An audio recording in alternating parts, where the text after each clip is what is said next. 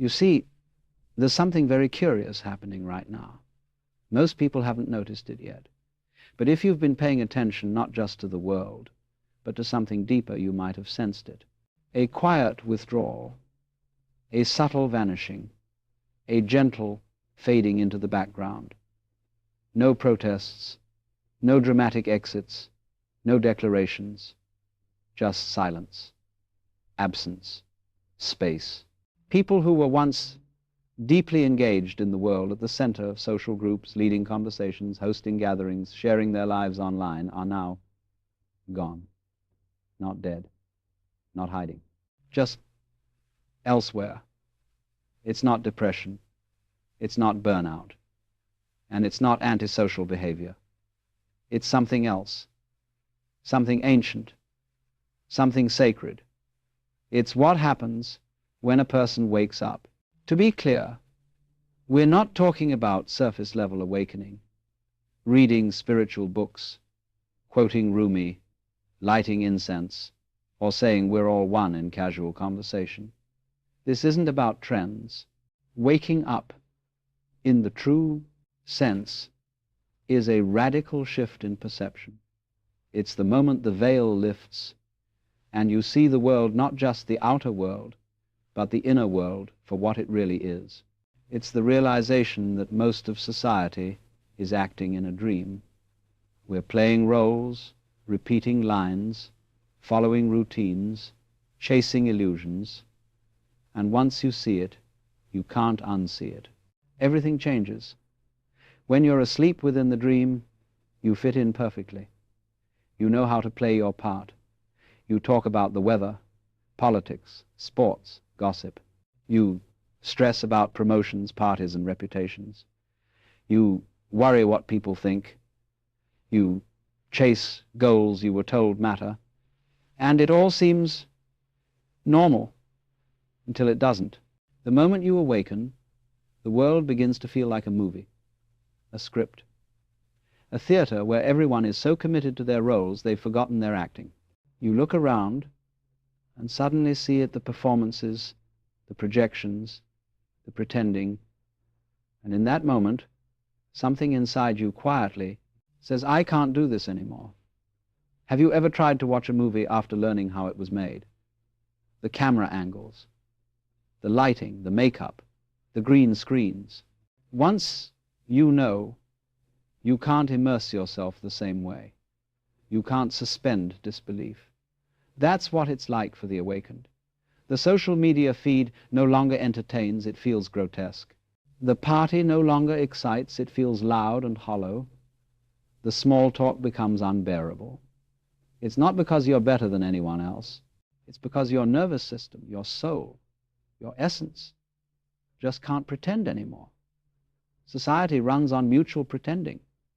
We pretend the roles we play are who we really are. We pretend we care about things we secretly don't. We pretend our opinions are our own, when most are absorbed unconsciously. It's a massive agreement to keep the dream going. But when you awaken, you break that agreement. Suddenly, you're forgetting your lines. You're looking straight at the audience. You're calling out what no one wants to hear. And that makes others uncomfortable. Because your presence, without even speaking a word, reminds people of what they've forgotten. Your authenticity highlights their performance. And so you feel the pull to disappear. Not out of rebellion, but out of necessity. This withdrawal leads to what many call the hermit phase. It's a season of solitude, a time when the awakened person removes themselves from the noise, not out of depression or isolation, but out of alignment. You begin to realize that being alone doesn't feel lonely anymore.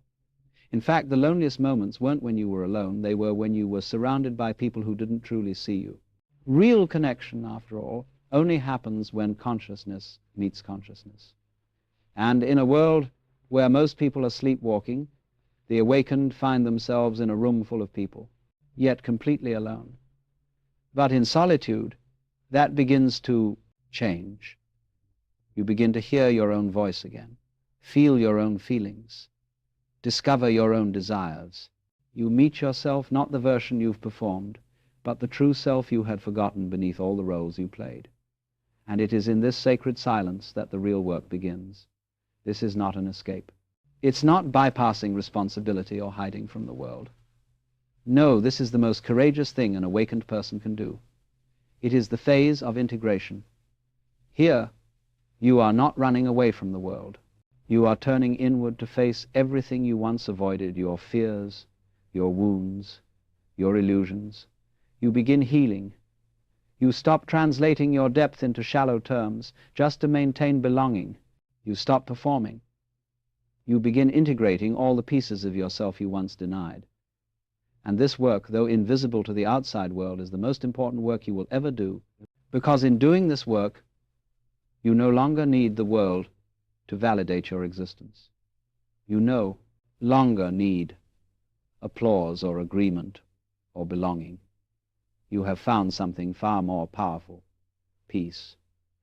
Eventually, something shifts. You've been in solitude long enough to shed the illusions. You've cleared the static of unconscious environments. You've done the hard work of integration. And now something inside says, it's time. But this return is not a return to the old. It's not a return to playing roles or participating in systems you've seen through. No. You return as a border dweller. You live on the edge between the sleeping world and the awakened world, between illusion and truth, between performance and presence. You become a lighthouse, quietly shining, not forcing your light on anyone, but simply being. You offer your presence, your words, your art, your energy to those who are beginning to stir in their sleep. You don't evangelize. You don't push.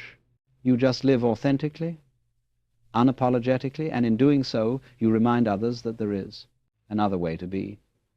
Some will ask, isn't this selfish? Isn't disappearing from society abandoning your responsibility to others? But here's the truth. You cannot help others wake up if you're still half asleep yourself. You cannot change a system from within if the system demands your unconsciousness as the price of entry. You cannot pour from an empty cup. And so, you must first awaken fully, integrate fully, heal fully. Then and only then can you offer something real. Until then, anything you do is just more noise. More unconsciousness masked as activism. More projection pretending to be wisdom. True change begins with inner transformation, and the most loving thing you can do is become fully conscious. This is not abandonment. This is revolution. Not the kind with weapons or protests or slogans, but a quiet revolution of being, of saying no to the noise, of refusing to perform, of choosing depth over distraction, stillness over striving, truth over belonging. And in the silence, something new is born. Small pockets of consciousness begin to appear. Awakened individuals find one another not in crowds, but in sacred, quiet places, in the margins, in the spaces in between. They begin building new ways of living, new forms of community, new expressions of being human. And these are not utopias. They are not escapes. They are prototypes for the future. And they begin not with grand movements, but with one awakened person disappearing from the game. So if you feel the pull to disappear, trust it. If you find the conversations unbearable, the performances exhausting, the striving meaningless, listen to that feeling. You are not broken. You are awakening. And the path of awakening always begins with withdrawal. Not forever, just long enough to heal, to integrate, to return to yourself. And when you're ready, truly ready, you will return, but not as the person you once were. You will return as someone whole, someone true, someone who no longer needs to pretend. And in your presence, you will offer the world what it truly needs. Not more opinions, not more outrage, not more performance, but consciousness, clarity, peace, So disappear if you must. Go inward, go quiet, go deep, and know that you are not retreating, you are returning. Not to the world that was, but to the world that is waiting to be born.